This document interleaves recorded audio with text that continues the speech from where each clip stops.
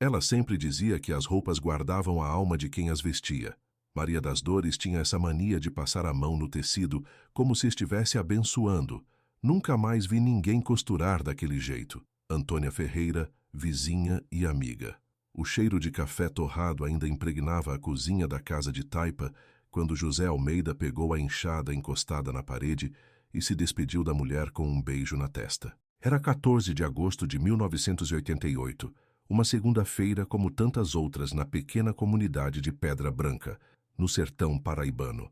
O sol mal havia nascido, mas a temperatura já prometia castigar quem se aventurasse sob o céu sem nuvens. Maria das Dores Almeida, 32 anos, acenou da porta de casa enquanto ajeitava o avental florido que sempre usava para trabalhar. Seus cabelos escuros, ainda soltos, balançavam com a brisa morna que trazia o cheiro da terra seca e dos mandacarus floridos. Ela tinha nas mãos um pedaço de renda branca, parte do vestido de batizado da filha de seu Antônio, que ela prometera entregar até o final da semana. A casa onde vivia com José há 12 anos era simples, mas bem cuidada. Paredes de adobe pintadas de branco, chão de cimento batido sempre varrido, e na sala principal, uma antiga máquina Singer que havia pertencido à sua mãe. Era ali que Maria passava a maior parte dos dias, costurando vestidos para festas, uniformes escolares, roupas de batizado e até mortalhas quando necessário. Suas mãos habilidosas eram conhecidas em toda a região, desde Pedra Branca até as comunidades vizinhas de Serra do Mel e Riacho Fundo. Naquela manhã, depois que José partiu para a roça de algodão, Maria preparou um mingau de tapioca e se sentou em frente à máquina. O vestido de batizado precisava de acabamentos delicados, botões minúsculos de madrepérola, bainhas invisíveis e bordados à mão que exigiam paciência e precisão. Ela trabalhava devagar, cantarolando baixinho uma cantiga que aprendera com a avó, enquanto a agulha deslizava pelo tecido com movimentos precisos. Por volta das 9 horas, a vizinha Antônia Ferreira passou em frente à casa e ouviu o barulho familiar da máquina de costura. Acenou pela janela aberta e viu Maria concentrada no trabalho, a luz do sol iluminando seus gestos cuidadosos. Foi a última vez que alguém a viu viva. Quando José retornou da roça, já eram 4 horas da tarde. O calor estava insuportável e ele esperava encontrar a esposa na sombra do alpendre, talvez descascando mandioca ou preparando o jantar. Mas a casa estava em silêncio, a máquina Singer parada, o vestido de batizado abandonado sobre a mesa e nenhum sinal de Maria. Ele chamou pelo nome dela, primeiro baixo, depois mais alto, percorrendo todos os cômodos. A cozinha estava arrumada, a cama feita, suas roupas no lugar de sempre. Nada parecia ter sido mexido ou roubado. Apenas Maria havia desaparecido, como se tivesse se dissolvido no ar quente do sertão. O primeiro impulso de José foi procurar nos quintais vizinhos. Talvez ela tivesse saído para pegar ovos no terreiro de Dona Francisca, ou para buscar água no poço comunitário. Mas conforme as horas passavam e o sol começava a se pôr, a preocupação se transformou em desespero. Quando a noite chegou, toda a comunidade de Pedra Branca estava mobilizada. Homens carregando lanternas percorreram os caminhos de terra, chamando o nome de Maria até a voz ficar rouca. Mulheres rezavam em círculo na praça da igreja, enquanto crianças observavam em silêncio, sentindo o peso de algo terrível que não conseguiam compreender. O padre Joaquim, que conhecia Maria desde menina, organizou grupos de busca que vasculharam cada mata, cada grotão, cada casa abandonada num raio de 10 quilômetros. Nada. Era como se a costureira de Pedra Branca tivesse simplesmente deixado de existir, deixando para trás apenas o eco de sua última canção e o vestido inacabado que ainda cheirava a seus dedos. Os primeiros dias após o desaparecimento de Maria das Dores transformaram a rotina pacata de Pedra Branca em uma sucessão de vigílias, rezas e buscas desesperadas. José Almeida não conseguia dormir. Passava as madrugadas sentado na varanda, olhando a estrada de terra na esperança de ver a silhueta familiar de sua mulher surgindo entre os mandacaros. A polícia de Patos, cidade mais próxima, só chegou 3 dias depois. O delegado Mário Santos, um homem cansado de cabelos grisalhos, ouviu o relato de José com expressão cética. Para ele, Casos de desaparecimento no sertão eram comuns. Mulheres que fugiam de maridos violentos, pessoas que migravam para São Paulo em busca de trabalho, ou simplesmente alguém que decidia recomeçar a vida em outro lugar. O senhor e sua esposa andavam brigando? Perguntou o delegado, anotando as respostas em um caderno surrado. José balançou a cabeça veementemente. Maria e ele eram conhecidos na comunidade como um casal unido. Nunca houve gritos, nunca houve violência. Ela era alegre, dedicada ao trabalho, querida por todos. Ela tinha algum motivo para querer ir embora? Problemas de dinheiro? Família em outro estado?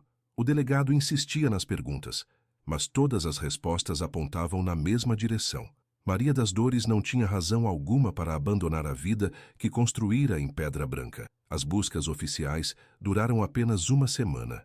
A polícia revisitou os mesmos lugares que a comunidade já havia vasculhado, fez algumas perguntas superficiais e arquivou o caso como desaparecimento voluntário. Para José e os vizinhos, aquilo era uma afronta à memória de Maria, mas não havia o que fazer. O sistema funcionava assim no sertão. Casos complicados demais eram simplesmente esquecidos, mas a comunidade não desistiu. Durante meses, grupos de homens continuaram saindo aos domingos para procurar por pistas. Percorriam trilhas de gado, exploravam grutas, conversavam com moradores de localidades distantes. Antônia Ferreira organizava novenas semanais na igreja, pedindo pela volta de Maria ou ao menos por uma resposta que trouxesse paz ao coração de José. Com o passar do tempo, as teorias começaram a surgir. Alguns diziam que Maria havia sido atacada por uma onça durante uma caminhada solitária, embora não houvesse registro de felinos na região há décadas. Outros sussurravam que ela havia fugido com um mascate que passara pela cidade dias antes, teoria que José rejeitava com veemência. Havia ainda quem acreditasse que ela tinha sido vítima de algum crime, mas sem corpo ou evidências, essa possibilidade permanecia apenas como especulação. O tempo no sertão tem um jeito peculiar de curar feridas e apagar memórias. Após o primeiro ano, as conversas sobre Maria se tornaram mais raras. A máquina Singer continuava em seu lugar, coberta por um lençol branco que José lavava religiosamente a cada semana. O vestido de batizado inacabado foi guardado em uma gaveta, junto com outras costuras que ela nunca terminaria. José envelheceu rapidamente. Seus cabelos escureceram de preocupação e ele desenvolveu o hábito de falar sozinho enquanto trabalhava na roça. Os vizinhos diziam que ele conversava com Maria, contando sobre o clima, sobre a colheita, sobre pequenos acontecimentos da comunidade, como se ela ainda estivesse ali, apenas invisível aos olhos dos outros. 5 anos se passaram. Depois, 10. A história de Maria das Dores se transformou em lenda local, uma daquelas narrativas que os mais velhos contavam aos netos nas noites de São João. Algumas crianças que nem eram nascidas em 1988 cresceram ouvindo sobre a costureira que havia desaparecido sem deixar rastros, como se o próprio sertão a tivesse engolido. Em 1998, uma década após o desaparecimento, José recebeu a visita de uma jovem jornalista de João Pessoa, interessada em escrever uma matéria sobre casos não resolvidos no interior. Ela fez as mesmas perguntas que o delegado havia feito anos antes. Tirou algumas fotos da máquina Singer e da casa de taipa, mas a reportagem nunca foi publicada. Mais uma vez, a história de Maria ficou guardada apenas na memória de quem a conhecera. José continuava vivendo na mesma casa, mantendo as coisas exatamente como Maria havia deixado. A comunidade respeitava sua dor e sua esperança. Alguns achavam que ele deveria seguir em frente, talvez se casar novamente, mas ninguém ousava sugerir isso em voz alta. No sertão, o luto tem seu próprio tempo, e cada homem carrega suas perdas do jeito que consegue.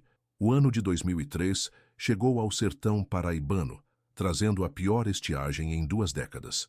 O açude de Pedra Branca havia secado completamente, deixando apenas uma cratera de lama rachada onde antes existia água. As plantas morriam nos quintais, e muitas famílias começaram a migrar para as capitais em busca de sobrevivência. José Almeida, agora com 53 anos, decidiu que era hora de fazer alguns reparos na casa antes que o telhado desabasse sobre sua cabeça.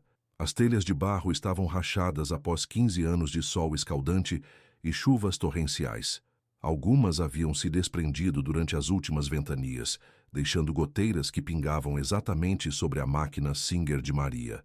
José não suportava ver a água suja, manchando o metal que um dia refletira o rosto concentrado de sua esposa.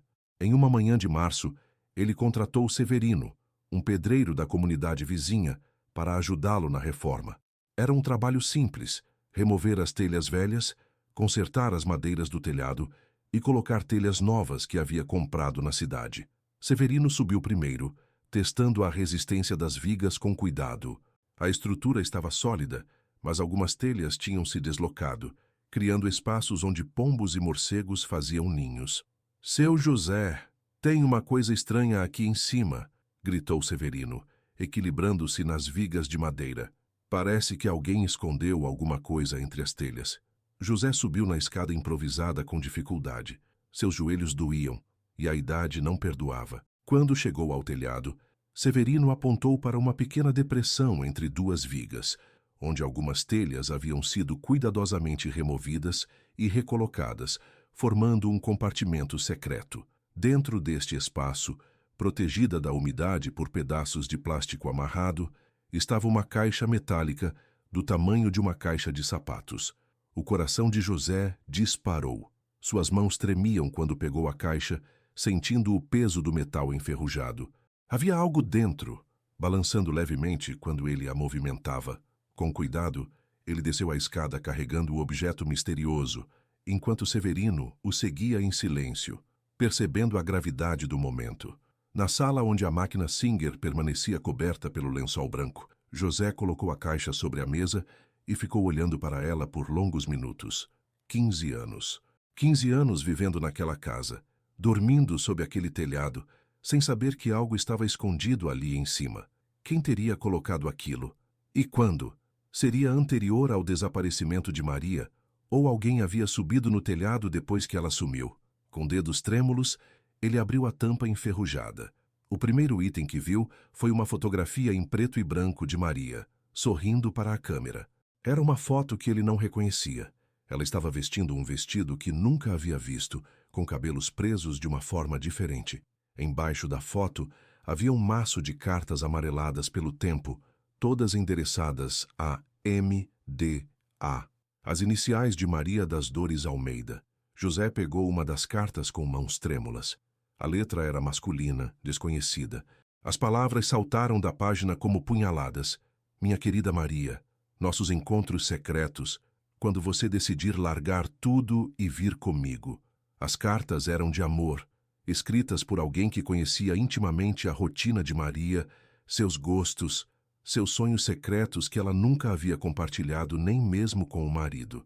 No fundo da caixa, José encontrou um pequeno anel de prata que nunca havia visto Maria usar, e um pedaço de papel dobrado várias vezes. Quando o abriu, reconheceu imediatamente a letra de sua esposa. Era um bilhete curto, datado de 13 de agosto de 1988, um dia antes de seu desaparecimento. "Não posso mais viver esta mentira.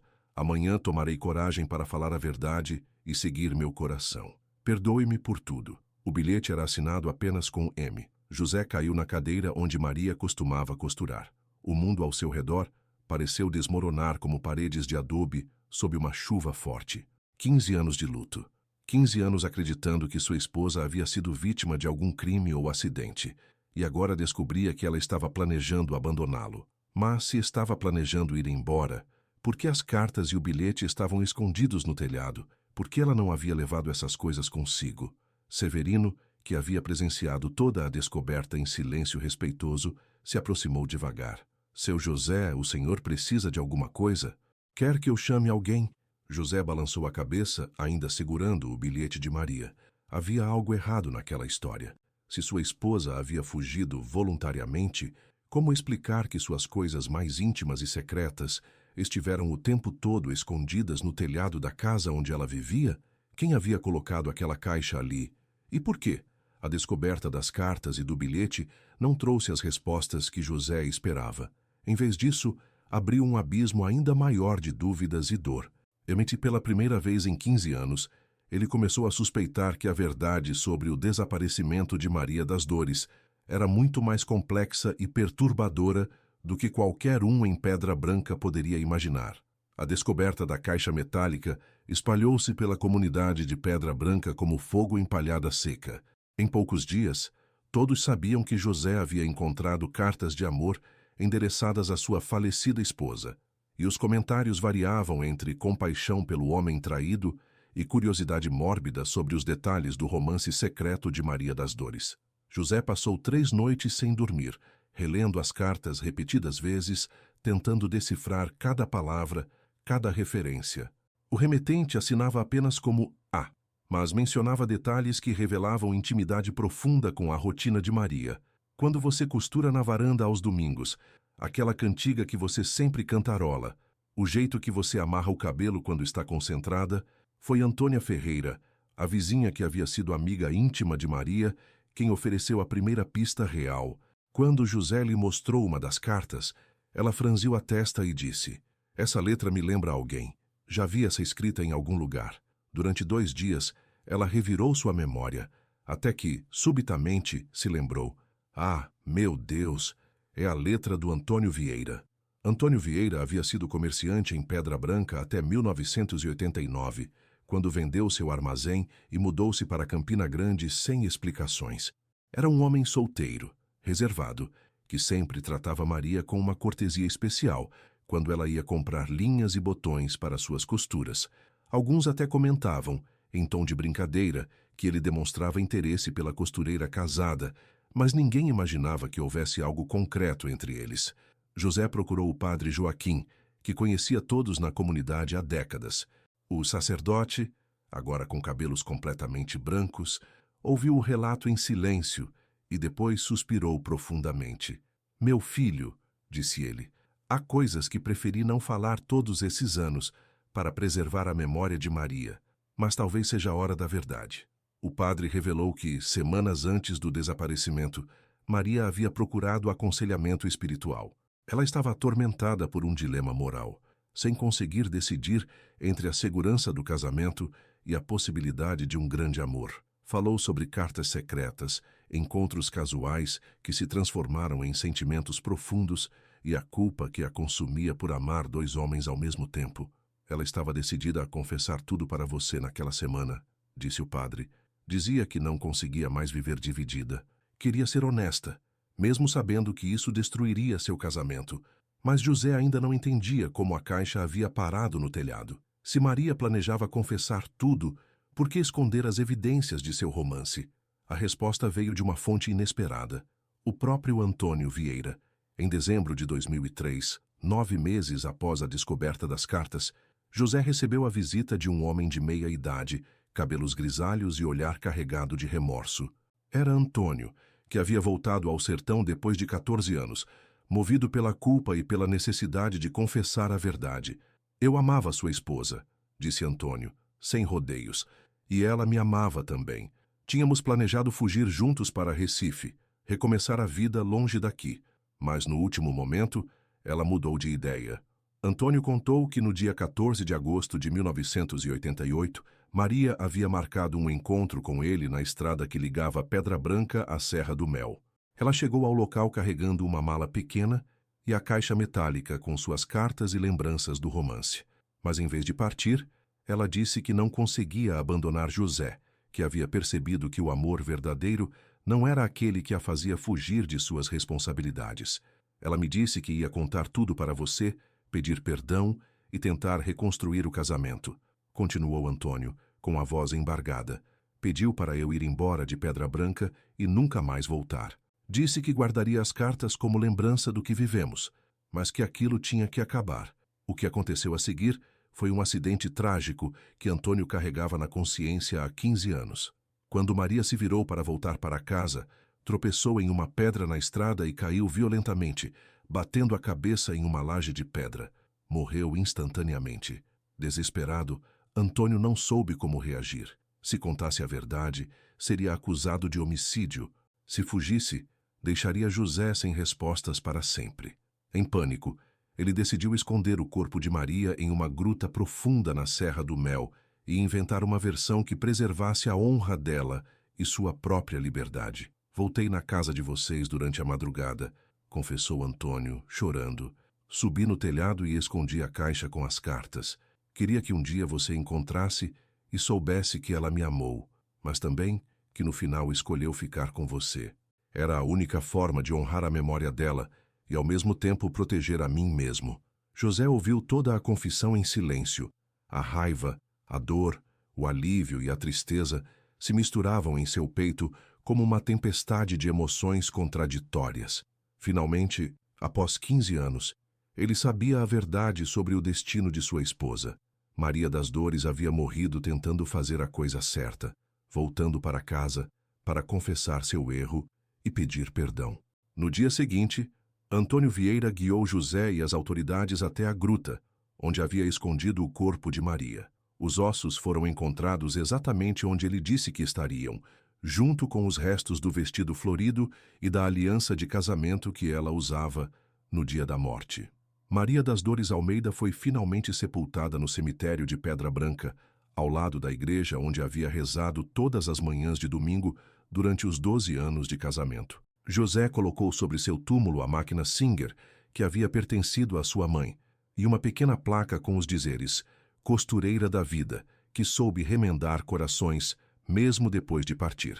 Antônio Vieira foi julgado e condenado por ocultação de cadáver, mas sua pena foi atenuada pelas circunstâncias do caso. Ele cumpriu 3 anos de prisão e depois voltou ao sertão, onde vive até hoje, cuidando de um pequeno sítio e carregando o peso de uma história que mudou a vida de todos os envolvidos. E José, finalmente em paz com a verdade sobre Maria, aprendeu que o amor verdadeiro é capaz de perdoar até mesmo os segredos mais dolorosos, e que às vezes as pessoas que amamos cometem erros, mas isso não torna o amor menos verdadeiro ou menos precioso. Pedra Branca, março de 2024, 36 anos depois. A reportagem sobre o caso de Maria das Dores Almeida foi ao ar no programa Casos Não Resolvidos, da TV Cultura, em outubro de 2018, causando comoção nacional. A história da costureira que planejou fugir por amor, mas morreu tentando fazer o que considerava certo, tocou profundamente o público brasileiro. José, então, com 68 anos, concedeu sua primeira e única entrevista televisiva, sentado na mesma sala onde a máquina Singer permanecia coberta pelo lençol branco.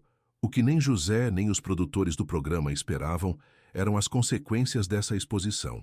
3 dias após a exibição, uma mulher de 52 anos chamada Conceição Santos entrou em contato com a produção do programa.